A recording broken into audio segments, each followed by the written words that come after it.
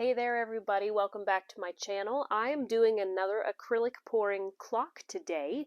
This one happens to be a commission piece inspired by my Jupiter clock, but in blue and gray colors. Isn't this a beautiful color scheme?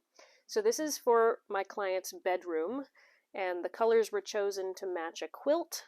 So I've got True Navy from Apple Barrel. I have this house paint, which is a pale blue-gray. It's a semi-gloss house paint, actually a color that I used in my house for my bathroom, and I just love the color.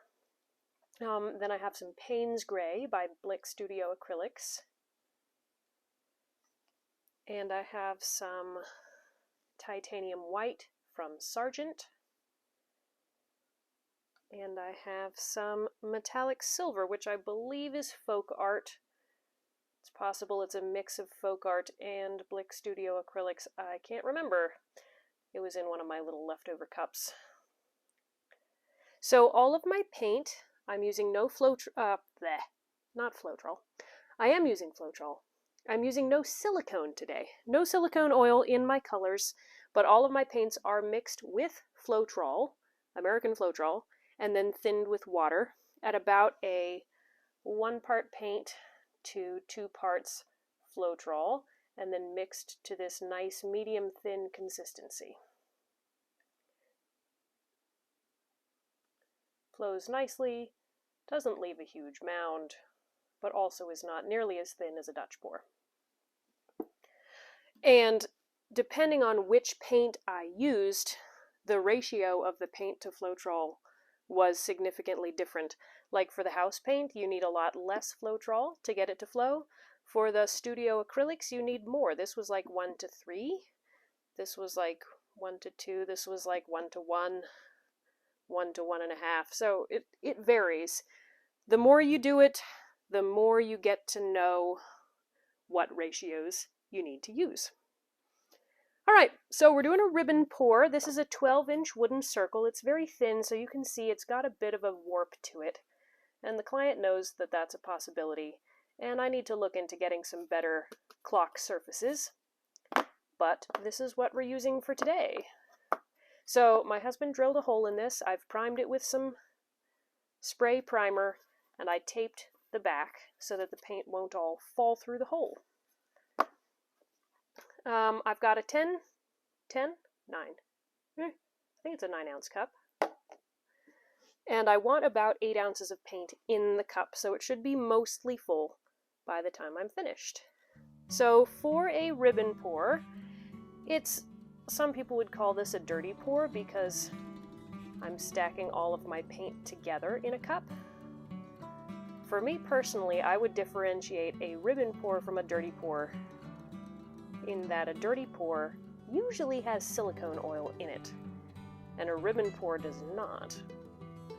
But for some people, what I am doing would also be called a dirty pour, because all the paints are mixing together. But I like to stack them in fairly neat layers.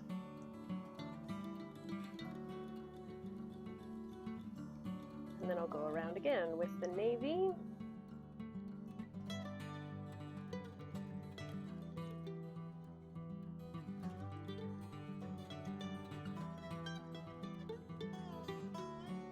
So this is probably 6 ounces of paint, and I want another small layer of everything on top.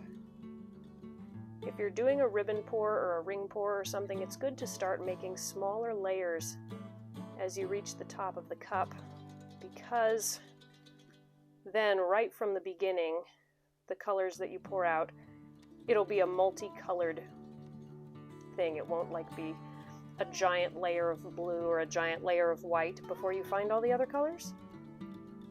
So it's good to have smaller layers as you reach the top.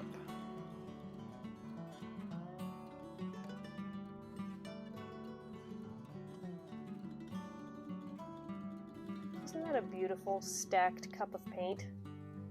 I love the way the layers form. Really pretty.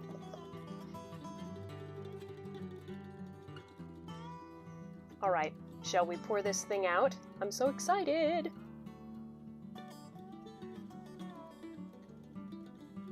So I'm going to start in the middle.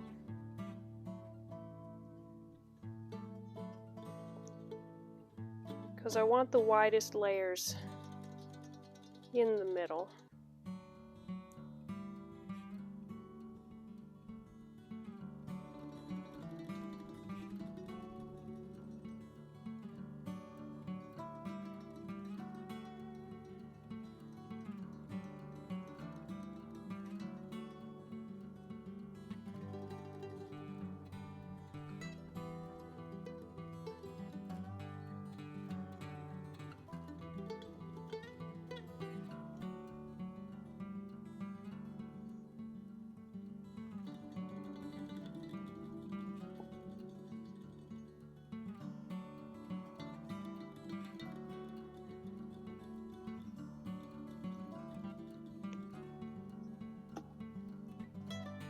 That's looking amazing. So I'm getting some cell reaction in certain areas just from the paint sort of rubbing against each other. And I will torch just a little bit before I start to stretch because I'd love to bring up as much of that cell action as I can.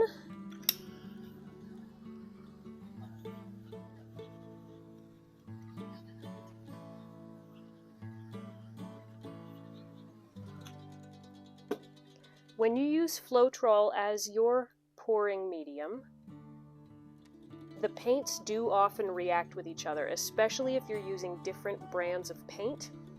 So these cells, no silicone, what the torch can do is pop air bubbles, which helps make more cells. So it's kind of two different reactions. There's the air bubbles popping, and then there's the paint rubbing against each other, which makes that reaction. So as I tilt it, I'm expecting a few more cells to open up in certain areas. So that'll be exciting. All right, let's pick this up and start getting the paint moving.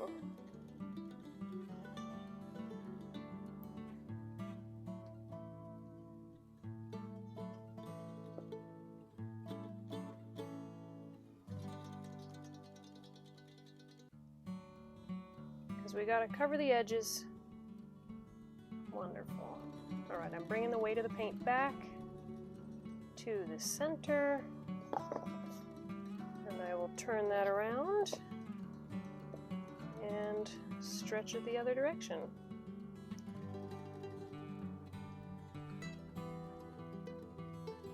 So I'm moving it back and forth to try not to overstretch my cells. If you just tip it straight down, your paint will not flow evenly. All right, don't want to lose too many of those beautiful cells. So now I'm going to bring it back and just get my design centered to how I like it.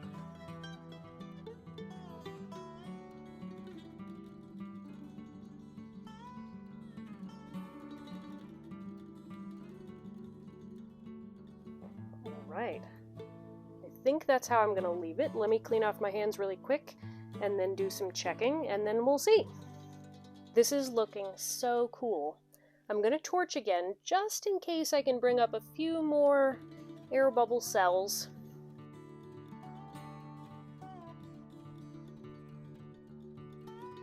So cool.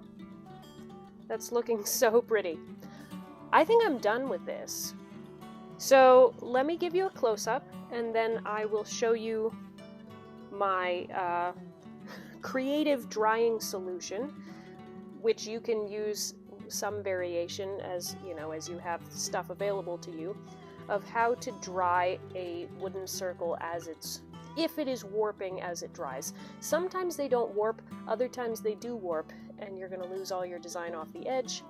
So I'll show you what I do to try to prevent that. But first, a close-up. So here it is. So pretty. So here's the cell reaction down here at this end. And I love those tiny little specks that I got from the torching. Some people don't like those specks, but in this particular color scheme, it's almost like stars in the sky. So beautiful striping, and then this section of cells up here, which is just gorgeous.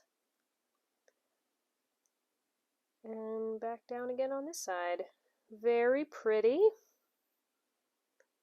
So I could not be happier with this, and I think my client is going to love it. So I will show this to you. Well, okay, so I'm going to show you my what to do if your board is warping right after this, and then I'll show you the dried result with the clock mechanism attached. So don't go away. Okay, so this is my setup for keeping a wooden circle flat. My husband does knife making, so he had this big, heavy knife maker's clamp vise thing. I'm not sure exactly what it's called, but I was able to just use a couple of popsicle sticks and poke those into the center of the clock and then tighten it down. So that's holding it pretty flat. And this is mainly for the purpose of stopping paint from running off the side, because it was already starting to flow off this one edge. So if you hold it flatter, it will minimize the loss of your design off the edges. Alright, so I'll show you how this looks when it's dry. So here it is, all dry and gorgeous and with the clock motor on it.